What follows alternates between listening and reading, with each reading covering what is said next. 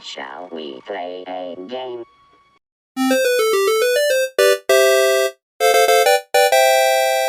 Hello everyone, happy 2024 and welcome back to Vintage Gaming Memories. If you like this video or others on the channel, don't forget to hit the subscribe button. Your views, comments, and subscription to the channel doesn't go unnoticed, as I truly appreciate you for the support. Let's now jump into this video. It may seem like Groundhog's Day with another back-to-back joystick video, but I felt that the uniqueness of this one, along with the last one on Suncom's Joy Sensor, just needed to be mentioned close to each other.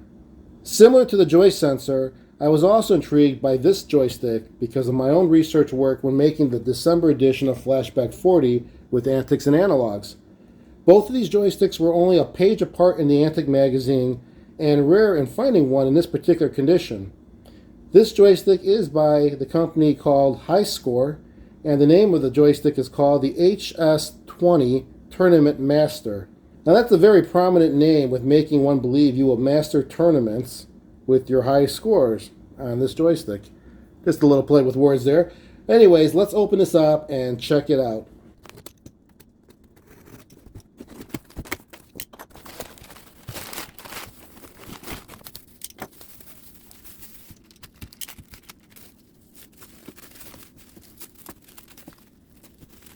Alright, well here it is. As I mentioned, this is the HS20 Tournament Master by High Score. So this joystick came out in 1983 with some mixed reviews. I believe I read that some found it to be too bulky and stiff, while others adjusted to it and loved it. It was touted as having an ergonomic design, so I should be able to get a good sense of feel with it pretty fast. It's also an ambidextrous joystick, so left and right-handed players can feel comfortable with the slide of a switch. So I'm looking forward to giving this a try. Just taking it out of the box, it did feel very heavy. I mean, well, I wouldn't say very heavy, but definitely heavier than typical joysticks. And in the manual, it mentions that you can operate this on any flat surface, including your lap. So that's pretty clear indication that it probably would be a workout if you held it in your hands. So let's put this on a scale and weigh it. Let's see what this is at. 2 pounds, 8 ounces, 8.8 ounces. Pretty heavy. In case you're curious, your typical Atari joystick weighs only a mere 6.3 ounces. Well, now that we weighed it, let's give it a check on the actual dimensions. The length of this is about 9¼ inches. The height, not including the joystick ball, is about 2 inches. And then the depth would be about 4 3/4, almost 5. Actually, it's about 4 7/8 to be exact. And the cord on this is one of those that stretches and curls up. It says in the manual it's about 12 feet long, which I believe it. There's a lot of cord here to stretch. So looking at this, you may see some bumps or bubbles, it looks like, or scratches on it. But what you're really seeing is the plastic protective covering that's on top of it here. The seller had mentioned it was still on there. I'm going to pull it off because it does look pretty bad. I mean, it's not something I want to display with a protective cover looking like this. And let's just see what it looks like underneath anyway. So I will rip that off. But as well, I'm going to, because I did notice this on the listing, it is missing one of its footings here. I'll clean this up a little bit.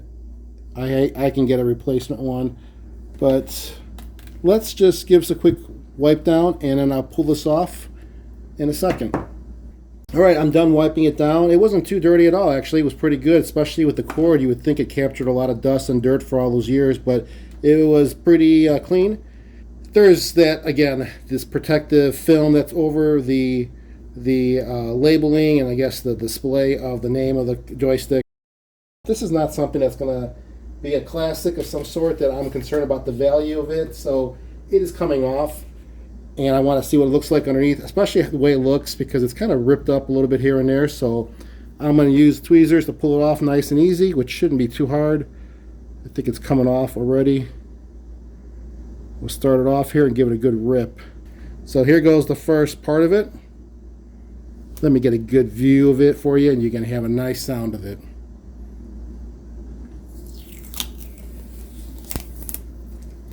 All right, well there, it came off a little bit off, but let me continue with getting the rest of it. Let's do the other side, and then I'll clean us up again. We'll start it again on the same side. Here it goes. So you can see all that gunk, right? So this is a prime example why you may not want to leave it on. Right there's a good view of it. Now if it looked good leaving it on, I probably would have left it on, but it didn't look good. It was all, you know, well, you saw it. So let me clean this up better and see how it turns out.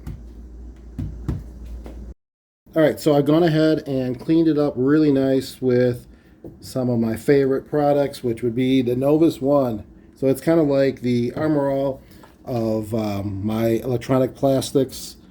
It doesn't leave that greasy grime that Armor All would usually do that feels kind of slimy or oily. It just cleans it really nice and kind of pops with the plastic. So I did that with this joystick with all the black areas and, you know, the buttons as well. Looks great. And I also did clean it up really nicely with the plastic film that was on the high score that you saw had some adhesive gunk that was underneath. So that looks good. There's a couple dents as you can see, which is fine. I mean, I'm sure those are getting dinged. But anyways, overall looks good. However, I do see a problem. So, you see this button on here?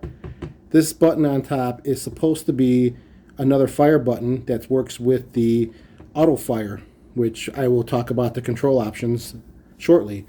But this button shouldn't be pressed down. Now, the seller did list it and said that the button was stuck. They just probably need to be popped up, but we're going to take a look closely into this and see why it's stuck. It shouldn't be. I mean, you would think the springs or whatever is underneath it would just keep it up unless the spring is broken or I don't know. But we'll open this up first before we go any further because there's some features on here that require the button and I want to at least show that and also test it. So let me take this apart and let's see what we can find. Okay, I have the screws out and I am ready to see what's inside here. Oh, good. It's check that out. The bottom is truly weighted. That's what gives all that weight. Look at these things. You can see it. A little bit of rust on it, which is interesting. Maybe just moisture built up when it was in storage. But yeah, that's where the weight is. So it is definitely weighted down. And let's put this to the side. Here is the underneath of the joystick. I see the problem already. Well, see if you can get a view of that. I'm going to try using my pointer. Right here is the plunger.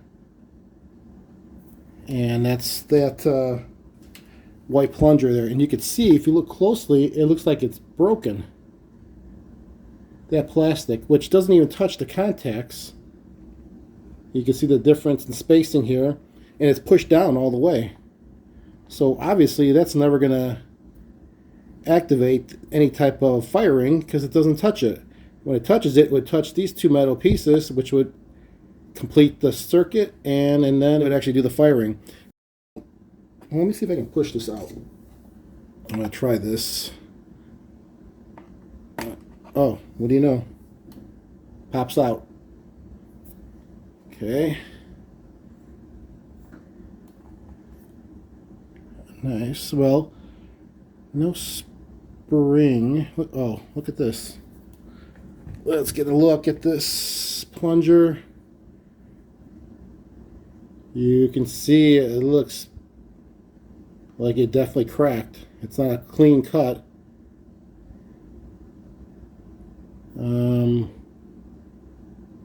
Well, and nothing is in here. Nothing was rattling. I guess it might have been opened. So we have a couple things we can do here. I'm just looking underneath here on the inside of underneath the PCB to see if anything's in there, and I don't see anything that would be part of that plunger that was broken. I mean, there's nothing shaking in there. Now, I could recreate this maybe with some plastic and just kind of melt it together to get the right length. Cut it to size on the extra, or I could do something even quicker than that. Let me see here, give me 1 second. Okay, so the other option, if I don't go the route of trying to recreate this plunger's length to fully have it touch the contacts, is I could just add a screw, because I saw the hole in the bottom, to there, and that may be enough to just touch the contacts together and keep it so it's actually setting in there nicely and you can still push down on it. I may just do that. That may be the quick fix, and then maybe I will recreate this in time, but maybe I don't. I don't know. Let me try that. That would be fast and easy.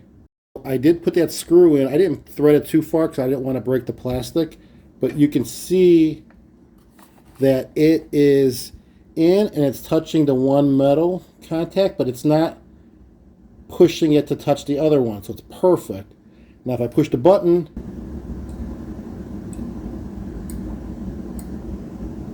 you can hear it clicking, so it only makes contact if I put pressure, so it's not touching it already, which is great. And here's the button. It's now pushed up, so that should work. And since we have it open, let's take a look at how this is laid out. Now it is definitely an 8-way, because you can see going in a diagonal it will touch the two sides. We can just see how tight this is. I know these are adjustable, which is nice. Let's just try this first, because I want to make sure it even works before I even get into more of this. I haven't even tried it. I will clean it up a little bit, put it back together, and let's continue forward with talking about the options on top. Okay, so I put together everything back where it belongs. The screws are all in. Again, like I said, this is all cleaned up. It looks nice. And now you can see the button is sticking up, and you can hear a contact being made. Let's continue with the other options on the top of this joystick. We'll begin from the right to the left. And on this side here, we have the manual fire button. I guess it's pretty self-explanatory as how it works. You press it and it fires once, just like any joystick button or typical joystick button. The next section here is an indicator light. This is the auto fire indicator. And as you can see, it also says here labeled as auto fire indicator, but on the other side, because remember, this is ambidextrous, so you can use it left or right-handed, and that's why it's showing on both sides. So the way it's laid out right here, this is for a left-handed player. And the reason why is if you hold it in your left hand for the joystick, then it's considered left-handed. And if you turn it the other way around, joystick's on my right hand, then it'll be right-handed. Getting back to what this indicator light does, this will only work on the Atari option. There's an option switch coming up that we'll talk about where you can toggle between Atari and Coleco, but it only works for the Atari option. And what this does is it informs you the rate of the auto firing. So you can have the auto fire going super fast or really slow. We'll get to that adjustment soon. This next section here is what I mentioned just a little bit ago about being left-handed or right-handed. The way it's laid out here, you'd have to turn this over to left-handed so it works, and then if you turn it the other way around, that would be the right-handed option. On the other side of it, you see it says Coleco or Atari VCS. So it's set up right now on the Atari, but it does work on the ColecoVision as well, which is pretty neat. The next section here is the Auto Fire Atari VCS. So it does tell you it's only for the Atari, but this is where you actually configure the speed or the rapidness or the rate of the auto fire. Counterclockwise, so going towards the left, will increase speed, and to the right will slow the speed or the rate of the auto fire. And this is the auto fire button, by the way. This is not the auto fire button. So you would use this to do this. You would actually control the speed by turning the knob here to see what setting you want it, and the light will indicate how fast it would be going, which we'll have this plugged in and we'll see how that looks. And then the last part on the top here is the joystick control. The joystick shaft is right here. As you know, we just went and fixed the auto fire button on it. This part here is called the gripper ball. And it does say that in the manual that this is the arcade regulation size gripper ball. And it's 8-way from what we could see from underneath, so that's going to be good. And I think that's it for the top. Let's look at the sides here. One side, it's got the name Tournament Master. Nothing on this side. Nothing on this side. And over here we have an auxiliary input. And this will allow you to connect with your ColecoVision controller. And that's what this is only for. It allows you to operate the game selection and skills that you can choose from on that controller without having to re-plug it in and unplugging this. So you can keep it all together as one plugged into the console and control it with that ColecoVision controller, which is a pretty nice convenience option, that's for sure. Okay, I've got the high score HS20 hooked up to my Atari 800 XL. The first game we'll try is with Pac-Man. Why Pac-Man? Well, we're just going to test the maneuverability of the joystick itself. Not so much the fire buttons, of course, but I just want to make sure I can grab it and hold it in the right position and it feels comfortable. It's set up for the left-handed right now, so I think I'm going to hold it, I guess, with my right hand, even though it's set up for left-handed, but I don't need the button, so I just want to hold it and just kind of feel the grip and see how it maneuvers and responds to my directions. Let's test the button though. Let's see if this button works, because either button should work to start the game.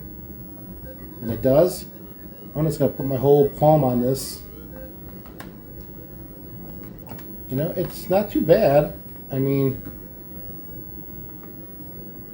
it is feeling a little bit weird because it's such a small joystick shaft that I feel like my hand covers the whole thing. But I am able to maneuver pretty good. So anyways, Pac-Man works as far as directional. Again, 4 directions, not 8 on that one. So let's try another game. Missile Command for the 8 directional. And I have a cartridge on that one. That will at least tell me for the 8 directional if it works, which I think it would be because we looked at the inside already. And let's see. Oh yeah, easily.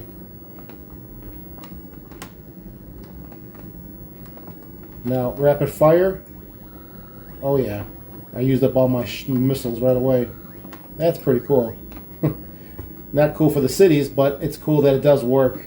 I must have had the sensitivity pretty high. And you can see the light here flashing solid as I press it. So you can adjust it to not have it go that rapid. You can see how it's blinking a little bit slower. I think this is probably better. Let's see. I mean, obviously in this game you don't want to waste all your missiles, so maybe a game like Choplifter probably a better example, but I do know this works. I've proven that it can go diagonal, so I know it's 8 directional right there. I know the rapid fire works. I used up all my missiles, but at least I know all that works. Let's try Choplifter. So that will be through the FujiNet.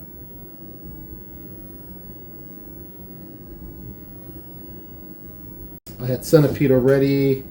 Well, yeah, we'll do Choplifter. So, it's on my SD card.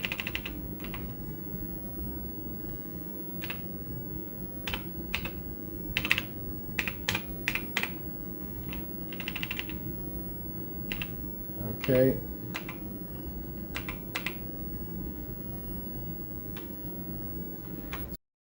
Choplifter would be a good example of the rapid fire, and I could probably tweak it to see how rapid it is with the adjustment on the sensitivity level.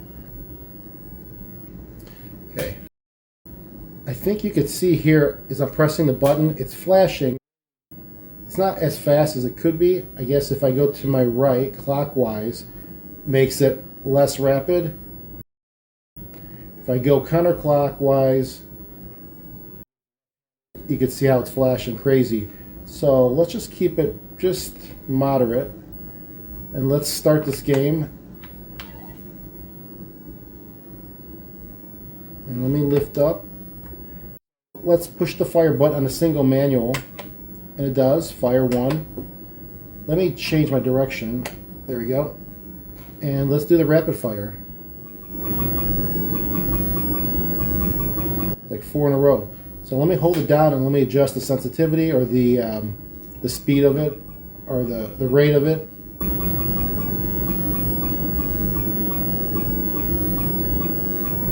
Let me speed it up.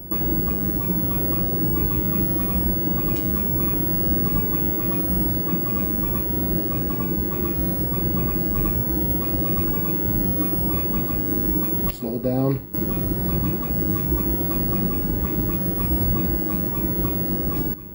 Totally works great. I mean, at least I know this thing does work. It is the HS20 Tournament Master by High Score. Very interesting name for a company. Pretty cool looking talking piece of a controller, and it will be added to the collection. So hope you enjoyed this video. Comment down below. Let me know if you've seen this or if you own this or what you think about this. Appreciate your time and watching. And remember, keep your gaming passion from the past alive by living it today. Take care, everyone.